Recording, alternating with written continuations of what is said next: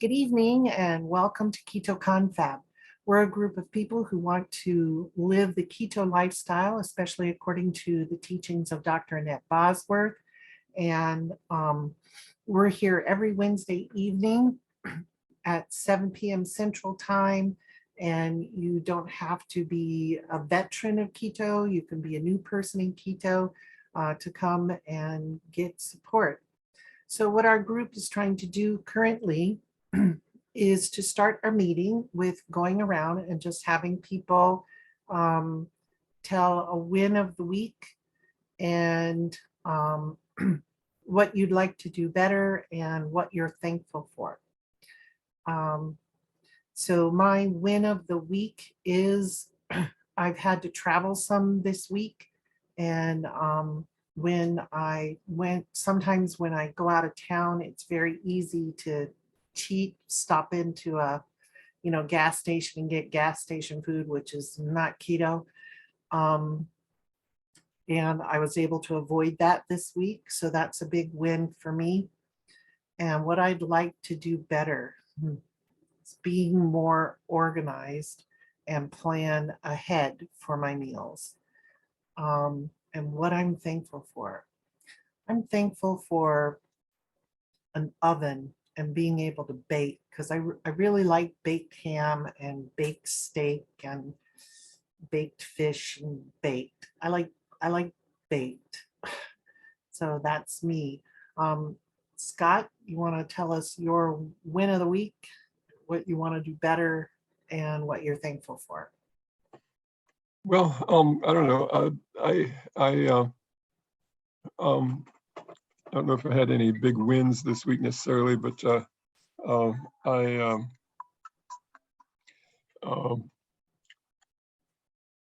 was think talking you did.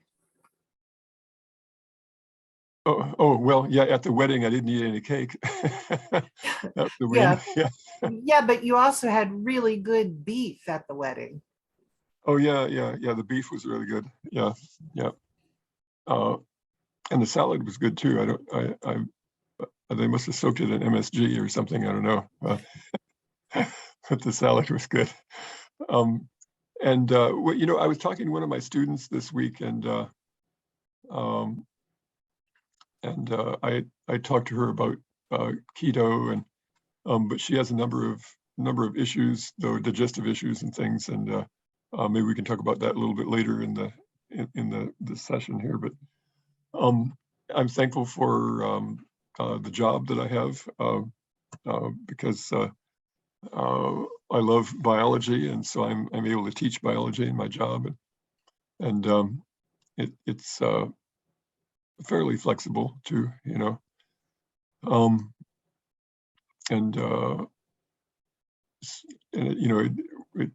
it's teaching in a community that I enjoy. It's not a huge city or anything, and what I would like to do better. I'm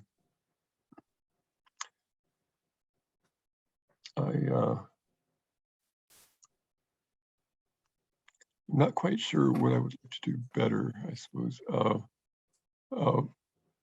But maybe be able to explain things about keto better, possibly, but not quite sure.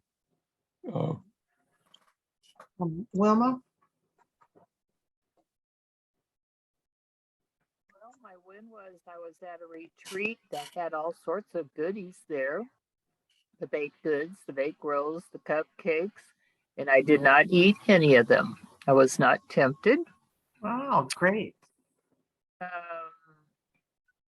Thankful that we've had a good harvest. We've had good weather for it, and the farmers are starting to wind down on it, so that's good.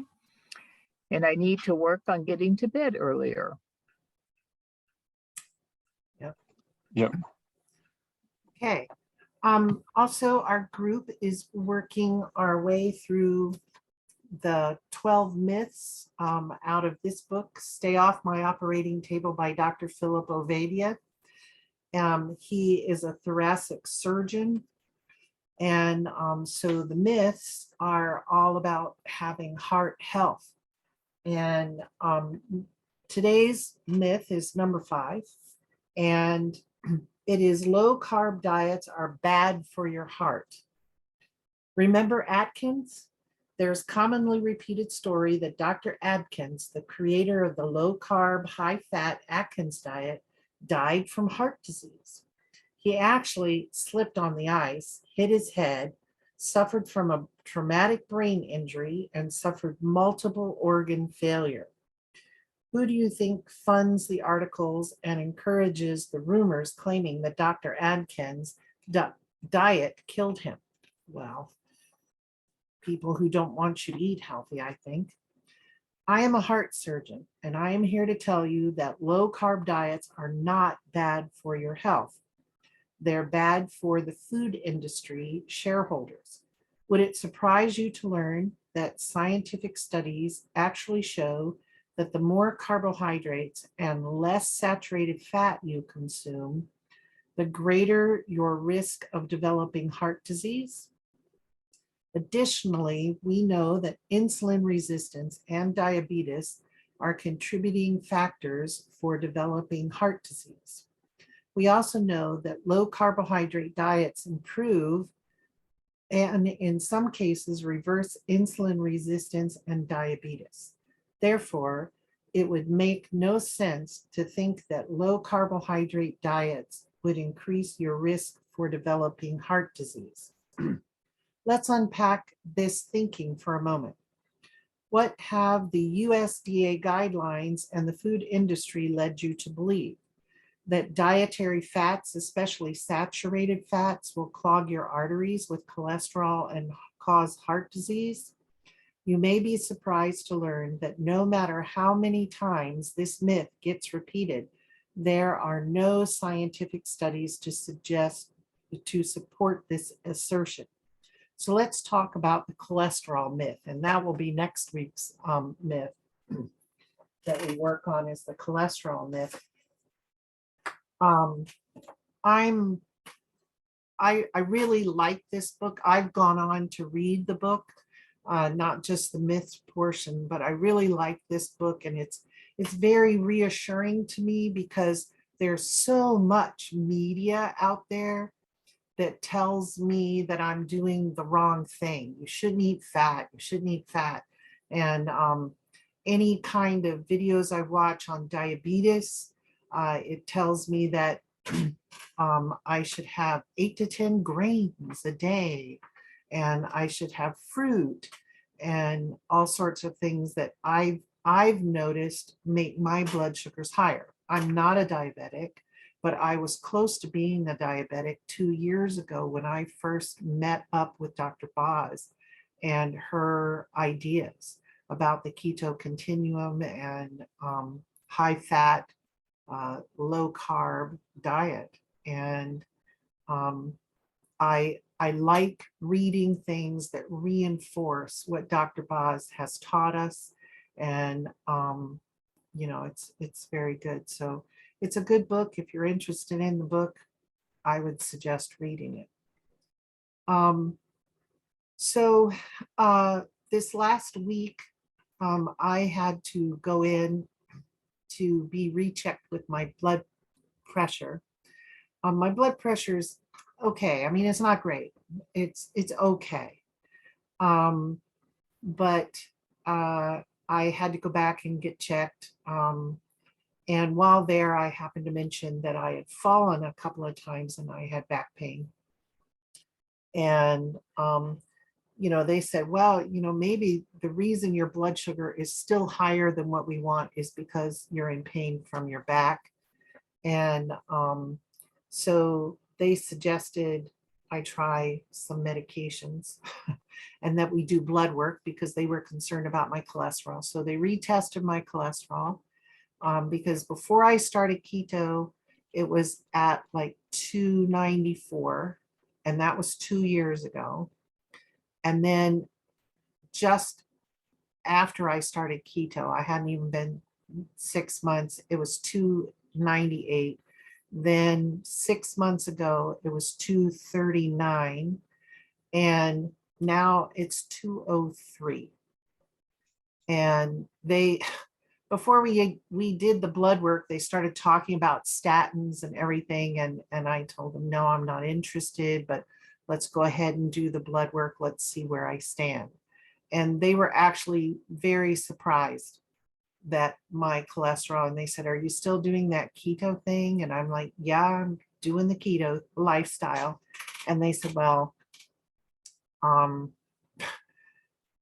you eating eggs with that? And I'm like, yeah, 5 eggs a day. And they're like, oh man. It just goes against everything they try and tell me to do. But my blood sugar was good. It was 82, I think it was. And everything was good, but my blood pressure is still high. And like I said, they think that's related to my pain levels.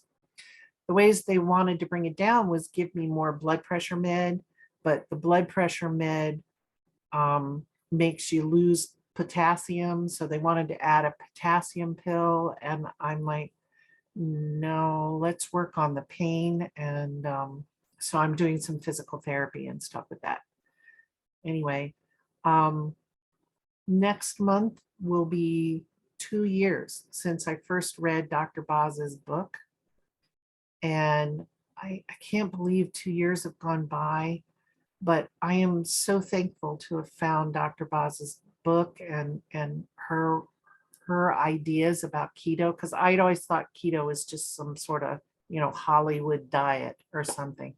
But Dr. Boz had the science behind it and why it's good for us. And I mean, I was able to heal my liver enzymes are even better than they were 8-9 months ago. And my kidneys are better than they were 8-9 months ago. And before I got onto keto, I was in stage 2 kidney disease. And now I'm not in any stage of kidney disease. My number's above 80. Anything above 60 is healthy. I was like in the 40s or something.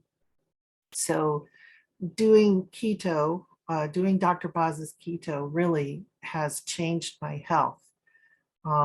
Unfortunately, with this injury to my back, I've regained like 30 pounds, which I'm not happy about. But right now I'm not allowed to do the walking I was doing.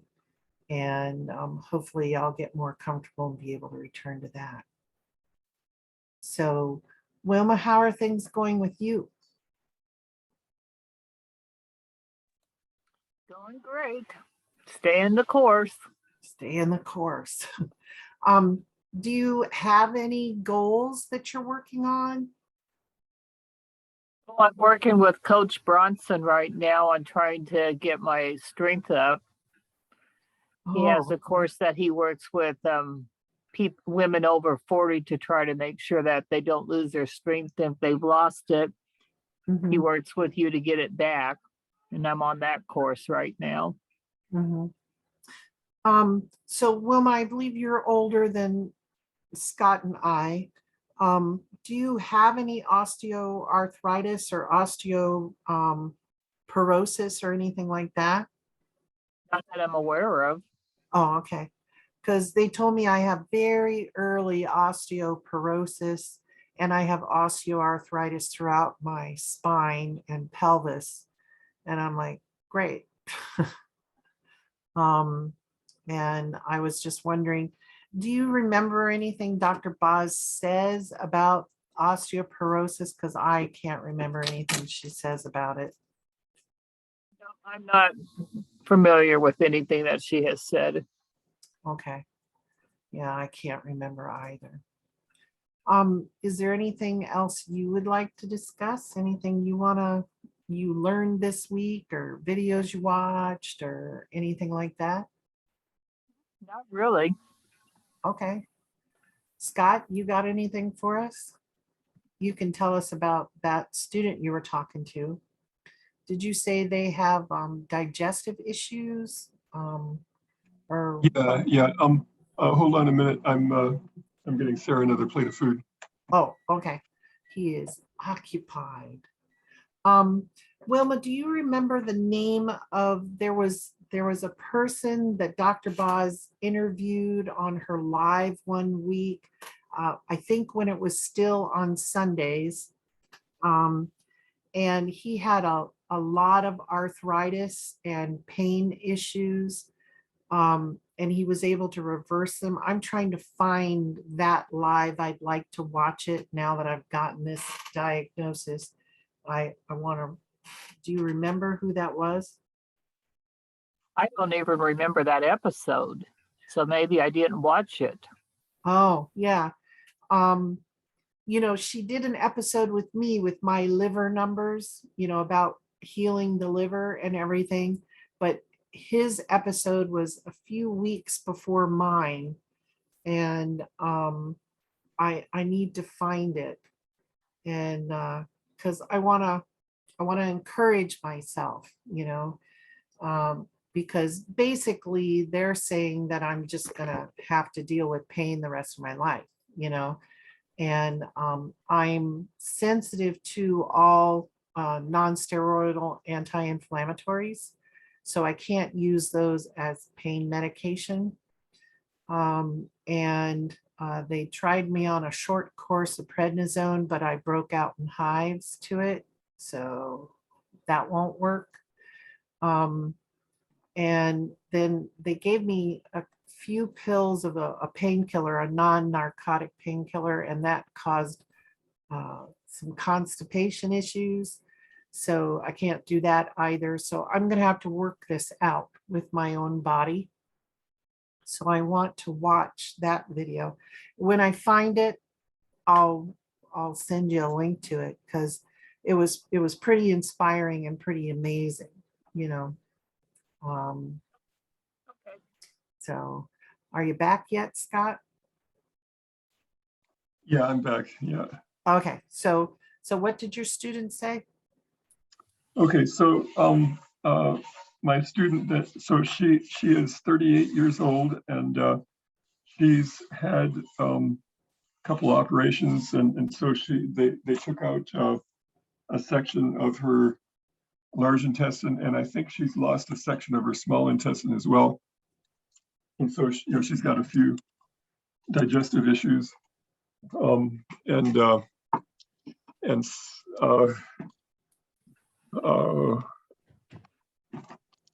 about, I don't know, about half the time she doesn't really feel like eating anything, and she drinks a protein drink, for that day, and she so but she's losing weight, and doesn't really, and she has very low body fat. She's gotten really thin, and she says that she can't eat any nuts or seeds, because that would, and she says that, she was told that eating nuts and seeds, they would get stuck in her colon or something. I forget, something about the digestive system. And, I was talking with her a couple of days ago, and I said, well,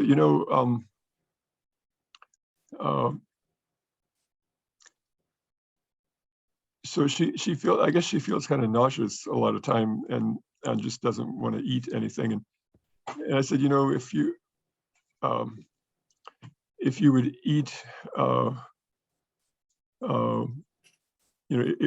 eggs and fish, and well, I suggested spinach, but she said that spinach is actually one of the foods that they've told her not to eat because it's hard to digest, or something, whatever. But eggs, fish, meat, whatever meat she'd like to eat, and not chicken nuggets that are breaded or something, actual meat, a steak or baked chicken or something.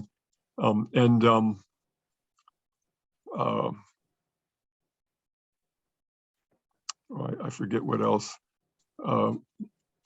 But basically, I suggested to her to try eating keto for at least a few days in a row, and maybe she'll feel better or something, or but the thing is, I mean, so she's not your typical person because she's lost part of her digestive tract, and so she's got these digestive issues. So we'll see how it goes anyway. Well, the thing is, Scott, with her, she has a lot going on. She has a lot going on, and she's had previous troubles. Now, I believe that keto could help heal her gut. But I think she would really need to be watched by an endocrinologist like Dr. Boz, or work with someone who knows about all of her health issues and everything, not just a friend. And doctors typically tell people who have diverticulitis or Crohn's disease not to eat nuts and seeds, because the inflammation in the bowel puffs up, and those nuts and seeds can get caught between the little pockets in the bowel, and cause an infection to start to grow. So it'd be complicated. Now, for me, if she came to me as a client, or I'm sure if she came to Renee as a client, we could try and sort things out for her.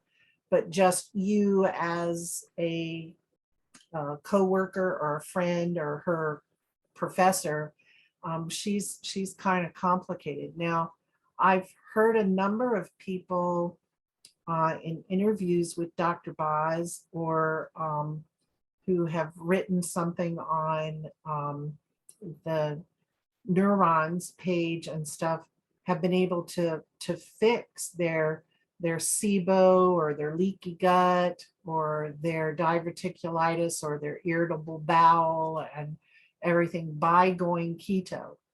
But I mean, she's had 2 surgeries, and she's lost a lot of weight, and she's under the care of doctors and stuff. So it'd be an uphill battle, and she would definitely need a comprehensive care, someone watching her and guiding her.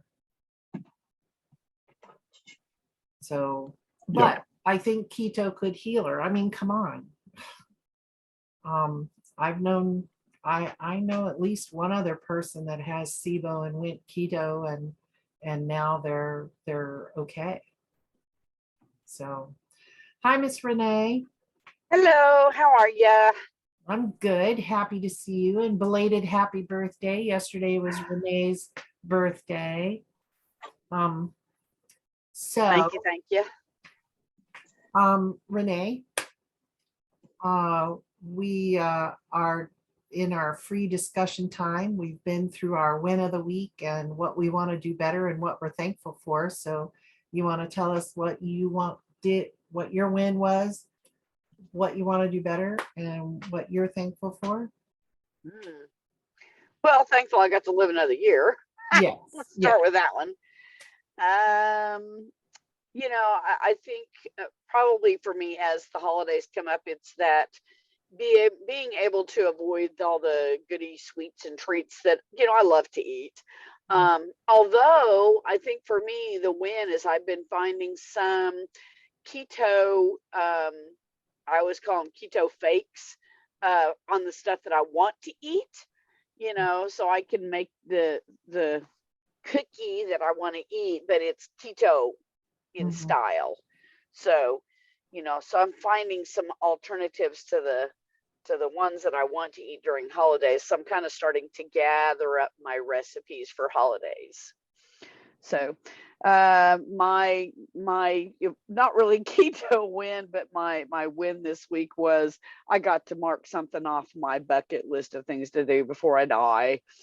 One of my patients is a pilot and took me up in his private plane. It's a single engine Cessna, and we flew from Guthrie to Stillwater and back. And oh my gosh, it was incredible. It was a lot of fun. It was about a 1 hour flight, but it was so much fun. So yes, that's where I'm at right now. Oh, good. Good.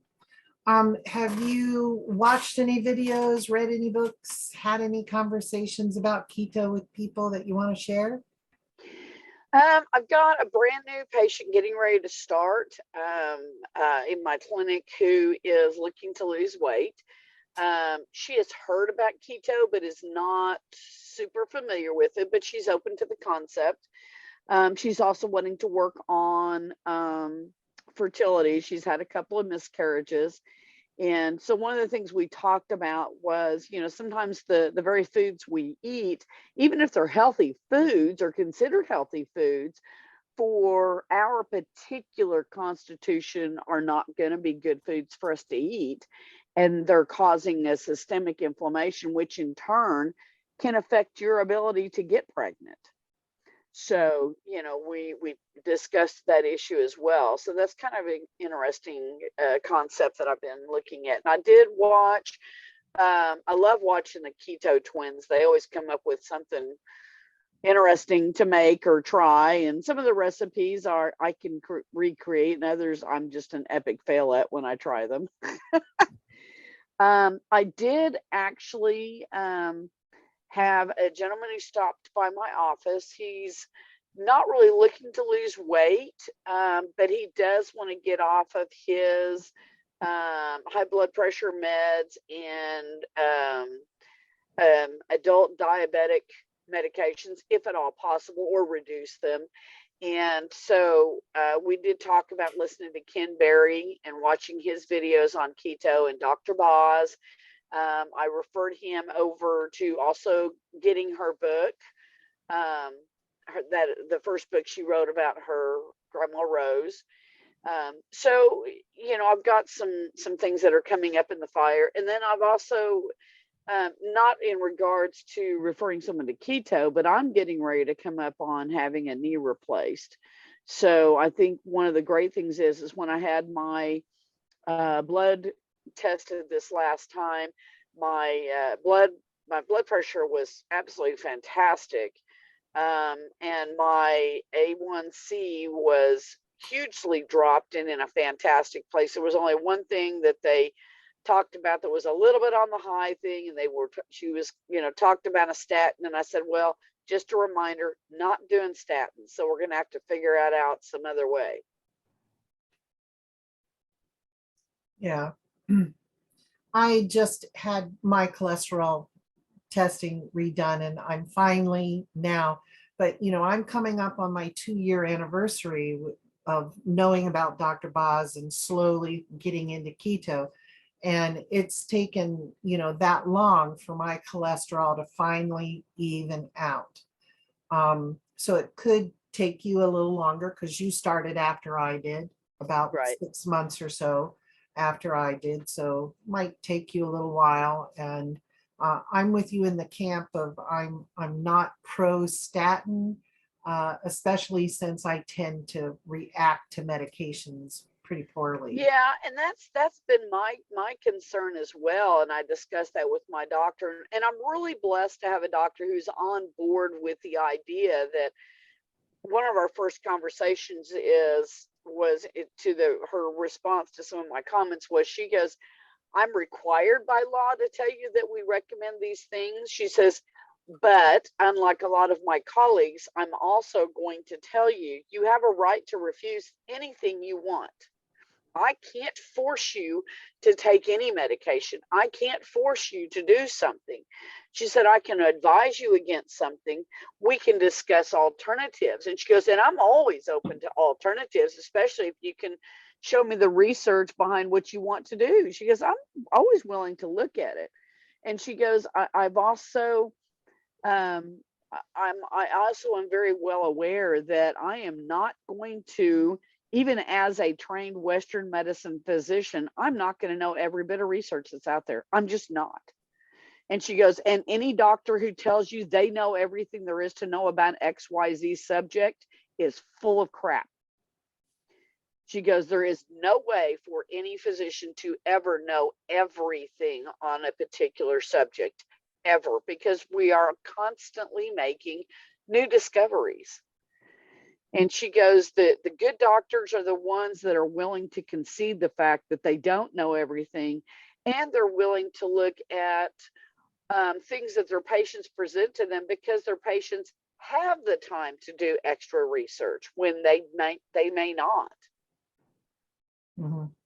Yeah. So I mean, I feel for physicians and physician assistants and family practice nurses, and I feel for them because medicine is a huge, spectrum of information. I mean, and especially family practice doctors have to know a little bit of everything.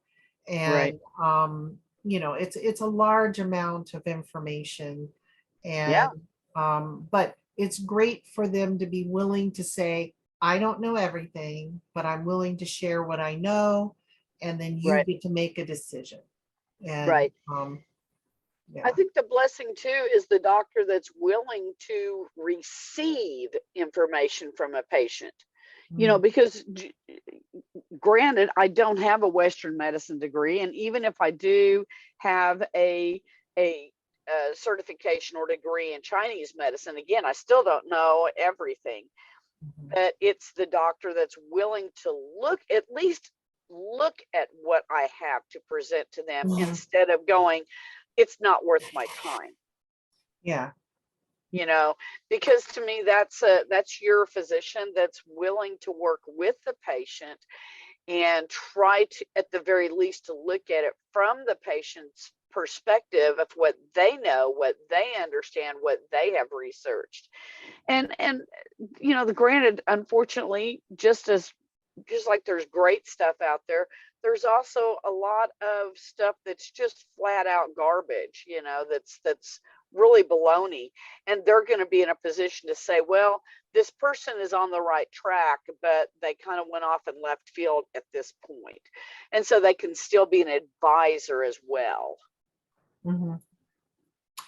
Well, the one nice thing about my visit was when I first showed up with my first 60-pound weight loss, my doctor was like, whoa, what are you doing? And I told them about keto. Right. But then they weren't happy with my cholesterol. Everything else was great because keto had taken me from a 6.2 A1C to a 4.7. And so they were happy about that. And my liver enzymes from off the bad side of things down right into the middle. They were happy about that, but then they were upset about my cholesterol. And I'm like, let's just be happy in the moment for the wonderful things that have happened here for me. Yeah. I had lost 60 pounds by that point. My fatty liver was reversing itself, et cetera, et cetera. But no, they had to focus on the cholesterol. But now that's, a year ago from when that first 60 pounds was lost, and I've lost Yeah. more weight, and I've maintained my A1C in the lower range. She says, wow, I wish more people had A1Cs under 5. Right. And and my liver enzymes are even better than they were. I mean, they were good before, but they're even better. And my kidneys, she wasn't worried about my kidneys, even though they were at the edge of stage 2 kidney disease.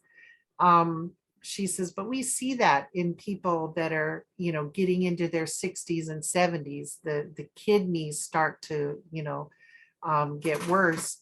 And but I actually improved my kidneys. And I was kind of sad a year ago when my kidneys hadn't improved, but then I listened to Dr. Boz's talk when she was talking about her father and his kidney disease and how she wished she had learned about keto years earlier and everything. And I'm like, okay, she says it takes longer than the liver. The liver turns around faster than the kidneys. And I'm like, I'm just going to stay the course. And I've been rewarded, now, because now my kidneys are in perfect health. The other thing that has changed over the last year since I first saw them after I started keto is my thyroid is finally functioning normally again. Wow. Yeah.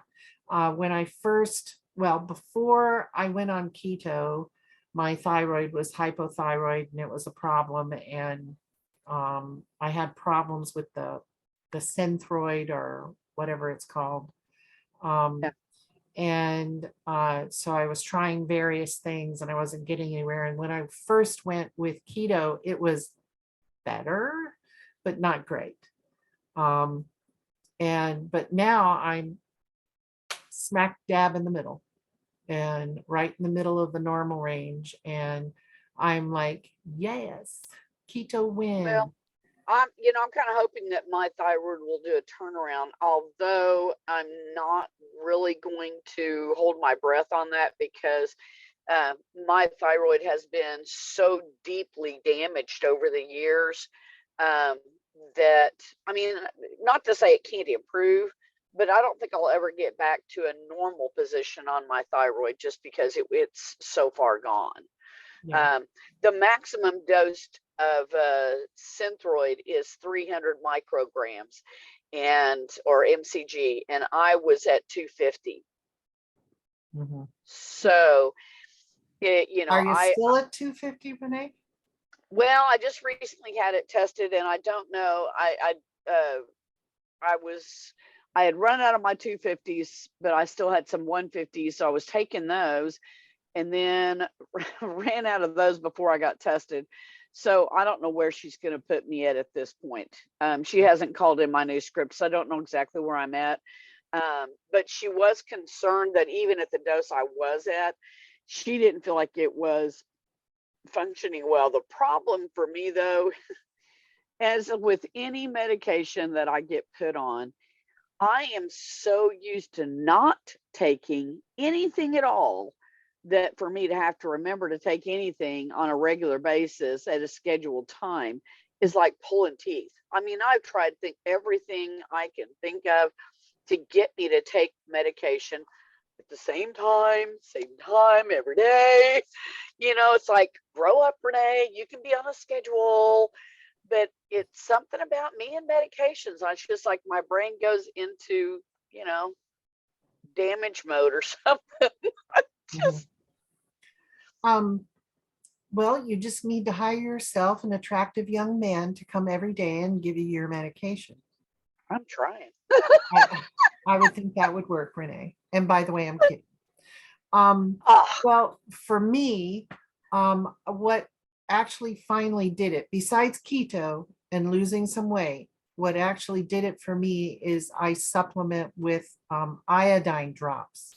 Mm. I watched a few videos and then I read a book, and it said our diet here in the United States is very devoid of iodine. And if you use like Morton salt, which has iodine added into it, that doesn't help because it's too processed or whatever. And Right. so I started taking some iodine. One of the things back when you and I had talked many, many years ago prior to keto, and you had me do some nutritional testing. One of the things that came up that because I have hypothyroidism, and a lot of people are unaware of, is if you have hypothyroidism, your primary meat source should be sea-based, as long as you're not allergic to them, sea-based fish, because it's so high in normally high in iodine. So things like shrimp and lobster and all those things are very high because of where they, where you source them from. Mhm. But not everyone can have that. Yeah. I mean, here in North Dakota, we are landlocked.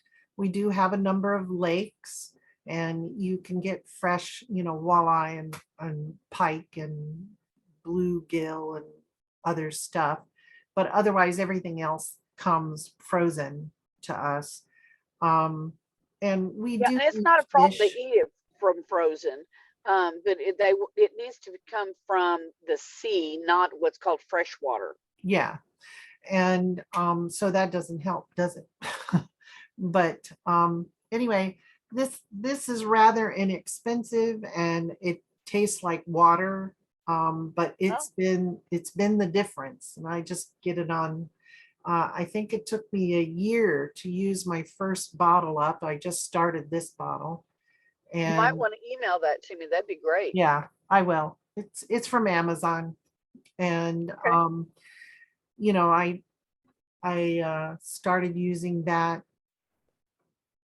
probably maybe a year ago. And so I think that's been the difference. And so I'm just going to continue with it. Anyway, but I feel that keto can help a lot of people heal a lot of different things. I mean, yes, there's all kinds of modalities. There's acupuncture, there's massage, there's chiropractic, there's energy work like what I do, et cetera, et cetera. Those things all help. But if we are still feeding our bodies junk, you know, what outside things, like chiropractor, acupuncture, energy work can do will be minimal. How Yeah, much they're it can help you.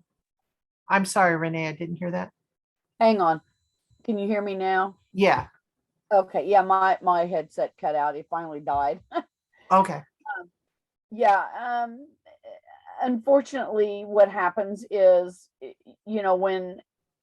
when you are feeding your body junk, those things are effective. However, their ability to be effective is not as great.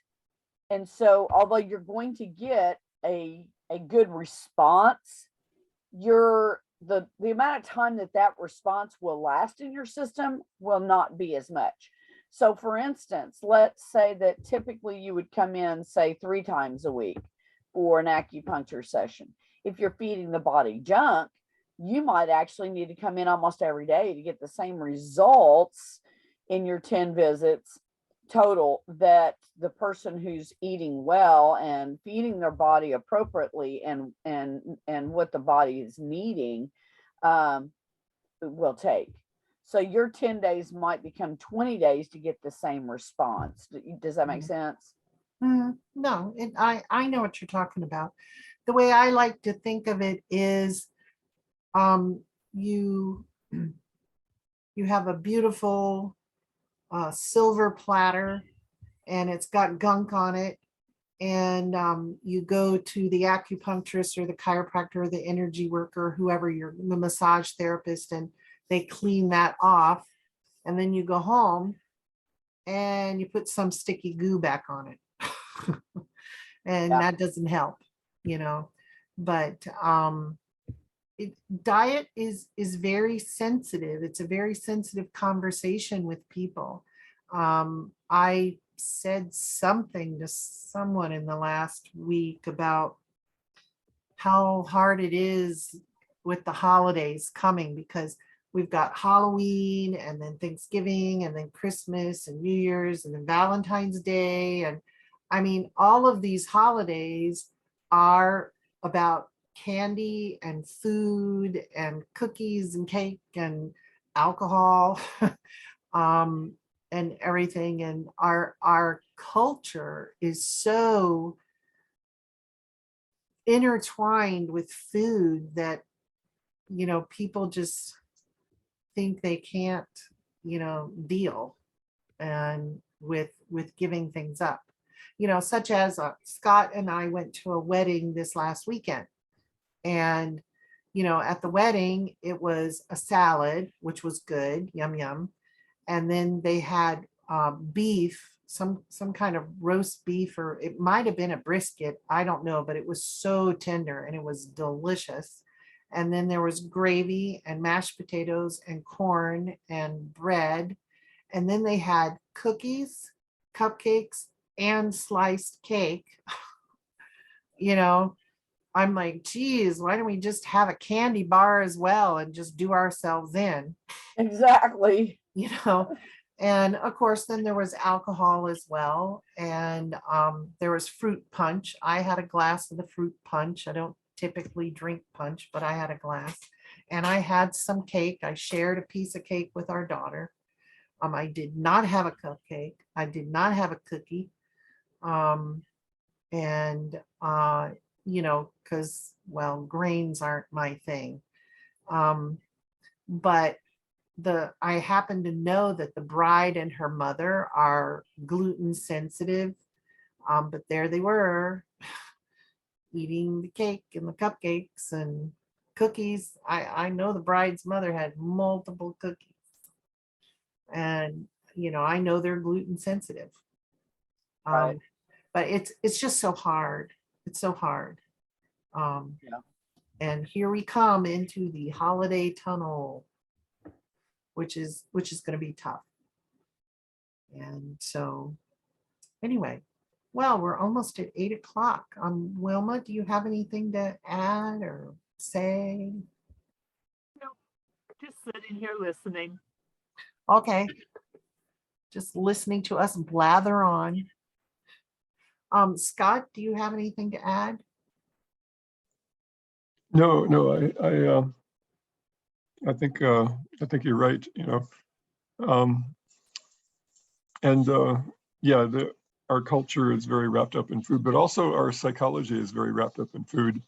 Mm. You know, I mean, you think of the concept of comfort food, and you know, if you come in on a cold day, you come inside and you like to have a warm bowl of soup and things, but you know, the foods that you enjoy also have a certain psychological comfort as well, and you don't really realize that until you realize that you have to give up one of those or a number of those. Mhm. Oh, I forgot. I went to a funeral this week. In fact, Oh yeah, yeah.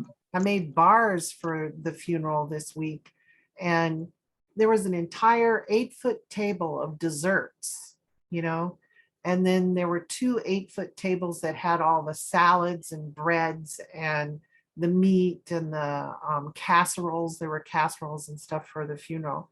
And I was pretty excited because they had baked ham. Oh, I love baked ham. And they had deviled eggs. So I filled up on the baked ham and the deviled eggs. And I skipped the mashed potatoes and the corn and all of that. I really wished they had had some broccoli, but oh well. You know, but yeah, wow. And I watched other people filling their plates, and I'm thinking, my goodness, just 2 years ago, that would have been me. I would have been heaping my plate like that. Instead, I heaped my plate with ham. And one of the men that was sitting at the table with me goes, "Man, you must really like ham." I'm like, "Yeah, I'm addicted to ham. I'm addicted to good baked ham." And he says, "Well, yeah," he says, "I wish I was addicted to ham rather than brownies." And he had his granddaughter go over to the dessert table and bring me a plate of desserts, not a little plate, a regular dinner plate. And she loaded it up. There was 2 types of cake. There was some pie. There was a brownie. There was some sort of bar. I'm like, oh my goodness. But the thing is, I would have been that 2 years ago. I was that way. And sometimes I still wonder, how did I change? How did that happen? Yeah. Because I wish I could help other people find that switch. Now I struggle, boy. I wanted those bars and cakes and things that I was baking for the funeral. Yeah, I wanted them,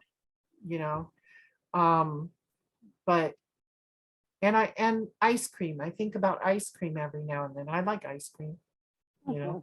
Oh, and pizza. I think about pizza frequently. You know, I like the cauliflower crust for pizzas because I can make my own pizza at home. Mhm. But you also made me think I did have another recent win I had forgotten all about. I took a cabbage bacon dish to one of our I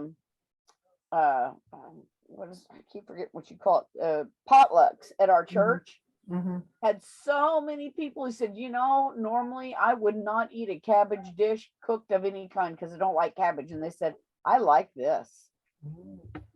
So, you know, I was like, well, yay. Well, you should send me the recipe for that, Renee, because that sounds right up my alley. Oh, it's really, it's, you, like, you can't imagine how simple this is. And I got it from watching one of the, she's not even a keto cooker. It's called a Hillbilly Country Kitchen. Oh, And I mean, you cook your bacon either in strips, or in my case, I like to cut my bacon up, or you could use hamburger or any meat you want. Okay.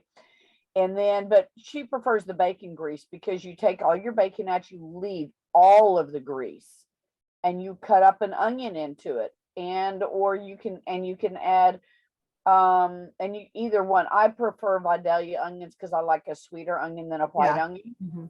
But then you add garlic to it if you want. You can add bell pepper to it if you want, and you wait until your onion is like almost see-through. And at that point, you add your chopped up Cabbage. cabbage right on top of that. And Hmm. as it starts to cook down, when it's about halfway down from where it was when you first started, you put your bacon in.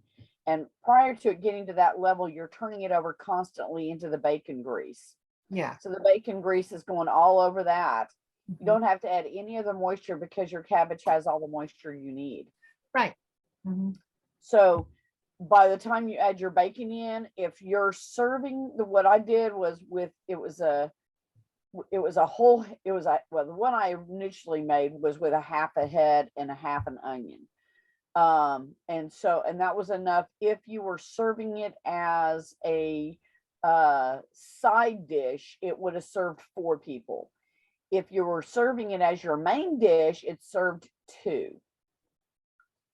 Okay. So yeah, and oh my goodness, and then you add whatever other spices you want. I'm a very garlicky person because it's so good for boosting the immune system. So I add things like that, and pepper.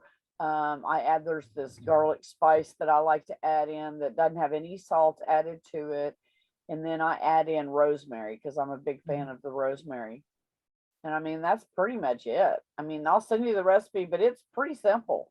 Okay. Well, it sounds yummy. And Yeah, on the that two main yummy things, the note, 2 main ingredients you need to know are the onions and cabbage. And then onions, your cabbage, meat bacon. source is up to you. But I would start off with your bacon just to get the bacon one. Mhm. Okay. Well, on that yummy note, I'm going to end the recording and we'll end our meeting, and hopefully I'll see everybody next week. So good night, everyone.